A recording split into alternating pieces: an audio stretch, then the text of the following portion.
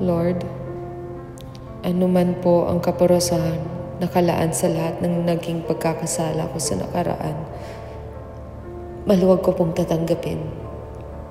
Kahit kamatayan pa. Pero ang hiling ko lang, sana magkita mo lang sana kami ni Nanay.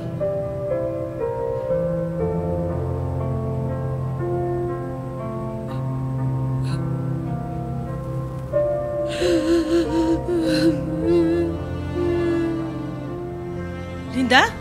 Linda? Sus ko, napano ka? Halika, kapit ka sa akin, dali. Halika. Ate,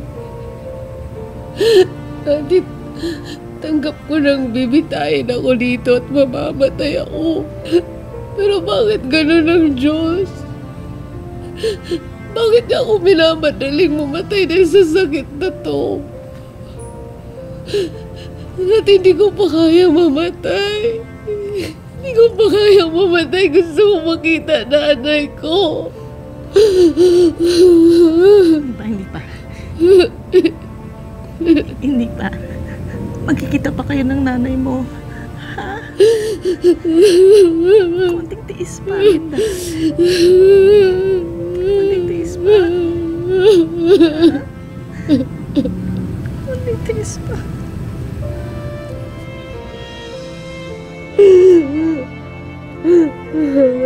Tiis pa. Kaya pa ako handa.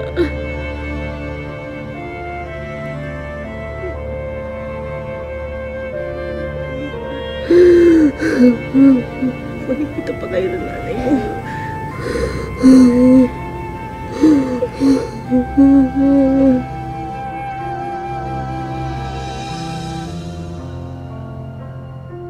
Nung mawala po yung death penalty po, Ano nangyari sa araw na yon?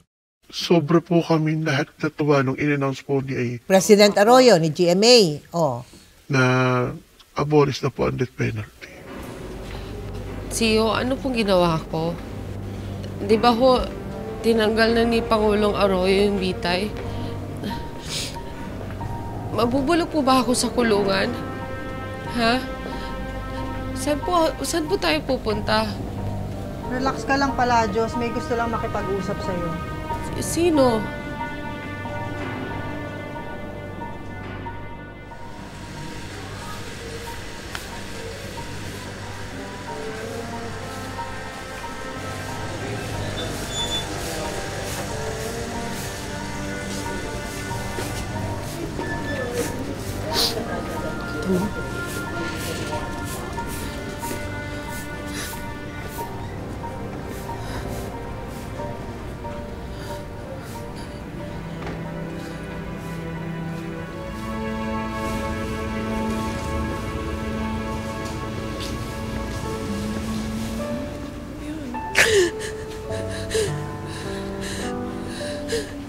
Nay? Nay? Anak! Anak!